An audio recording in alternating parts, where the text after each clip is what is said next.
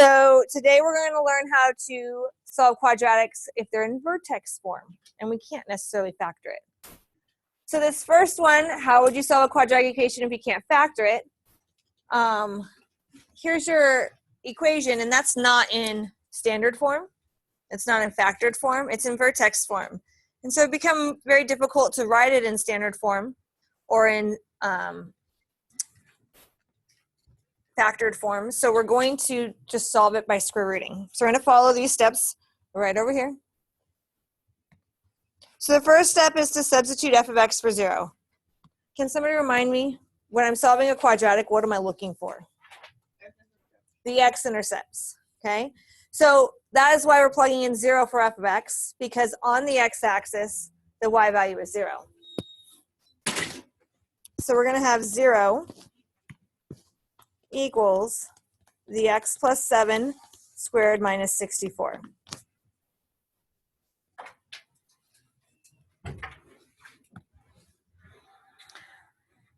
Like any solving, our goal is to get the x by itself. In this case, we want to get the x squared by itself.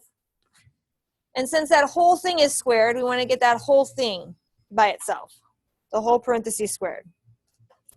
So class, how do I get rid of the negative 64? Yes, add 64 to both sides.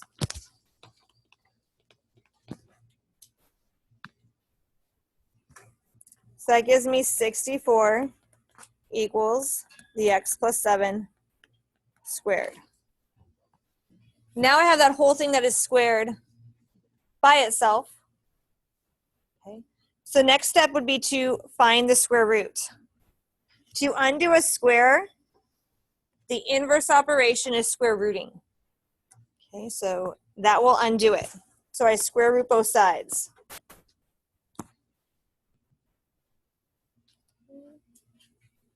Then class, what's the square root of 64? 8. So I get 8, but it's not just 8. It's 8 and negative 8. Because I don't know if it was negative 8 times negative 8 that got me that 64, or if it was just 8 times 8 that got me that 64. Okay, so I need to have both of those solutions.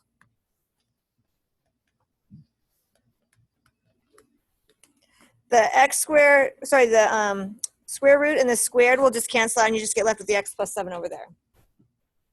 Okay.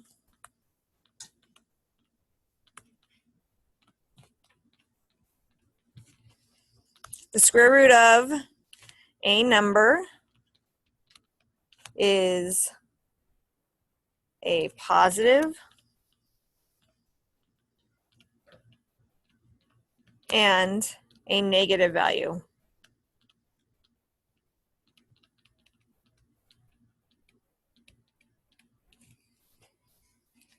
Okay, the square root of a number is a positive and a negative value. So that is why I get both of these. Does that make sense? From there, I need to isolate that x. So I'm going to subtract the 7 from both sides.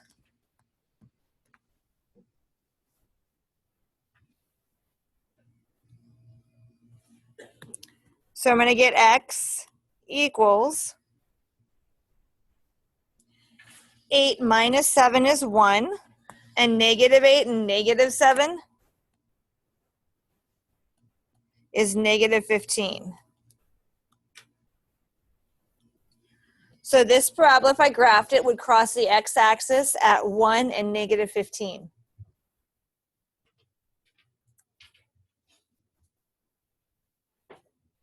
Any questions over that? Okay. Next one. I'm going to follow those same steps, just slightly different. So we have the h of x. So just like we did up here, we want to substitute in the f of x with 0. We want to substitute in this case, the h of x with 0.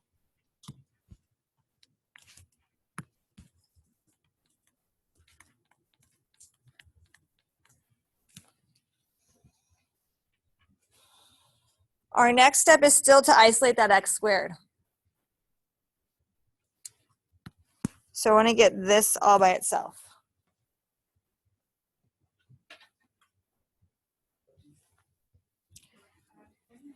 Good. Let's add 49.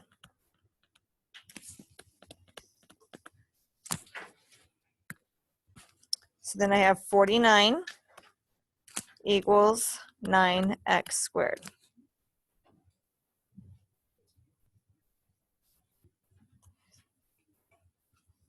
Can someone raise their hand and tell me what to do next? Not quite yet. Yep. Divide by 9. I need that x squared all by itself. It still has that 9 with it. So I want to get rid of the 9.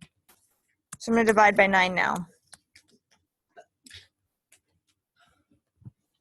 Can 9 go into 49 evenly? Okay, so I'm going to leave it like that since it doesn't go in evenly. And I'm going to get 49 over 9 equals just the x squared. Okay, now I can square root both sides.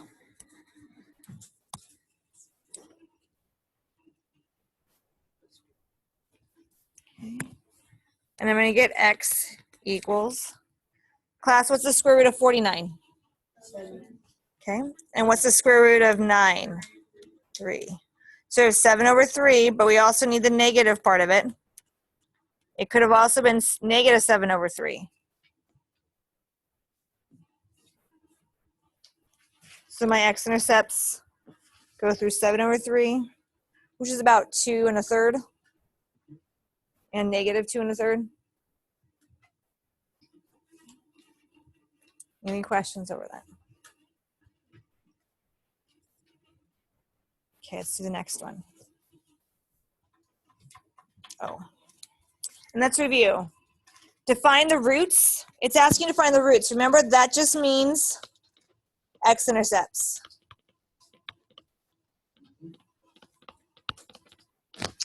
Us math people have a lot of terms for the same exact thing. So roots are the x-intercepts. We also have this thing saying find the zeros. The zeros are also the x-intercepts.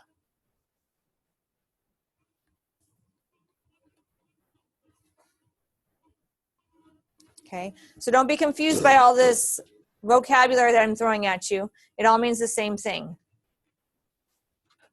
So we're still going to substitute in 0 for the f of x.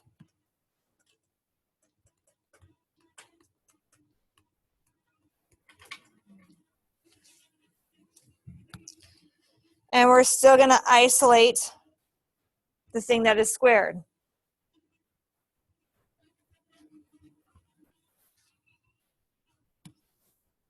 So I'm going to add the 8 to both sides. I'm going to get 8 equals x minus 2, the whole thing squared. Then we're going to square root both sides.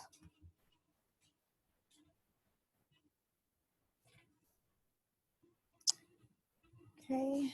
Do I know the square root of 8, class? What is it? Do we know? I could use my calculator, but I don't know it off the top of my head, right? It's not like 49 is 7. So we're just going to leave it like that. I'm going to have the square root of 8 and negative square root 8 equals x minus 2.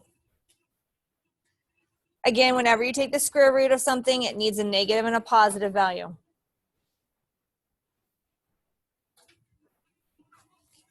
So now I'm going to add the 2 to both sides. And I need to add it to both of the radicals, the negative one and the positive one. And I'm going to get x equals 2 plus the square root of 8 and 2 minus the square root of 8. Now if you have a calculator, we're going to play with our calculators right now and show you how to plug that in if you want to find an exact or an estimated value. This is the exact value. We're going to estimate now, approximate.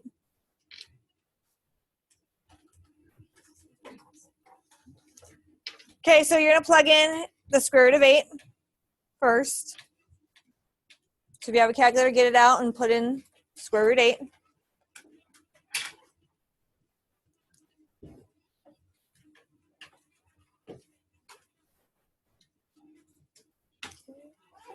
And when you do, you should get 2.82. Okay, then I'm going to make it negative. Or sorry, then I'm going to, add 2 to it first. And I get, let me try that again. I added 2 too many times there. If I add 2, I get x equals 4.8. I'm around to the nearest thousandth, 4.83. Then do the same thing, but make it negative. So I'm going to plug in the square root of 8 again. Make it negative.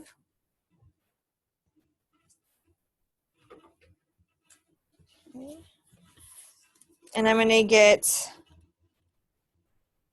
negative 0.83.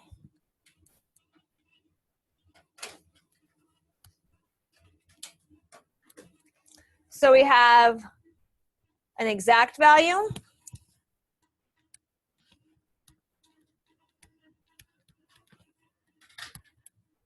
and the approximate.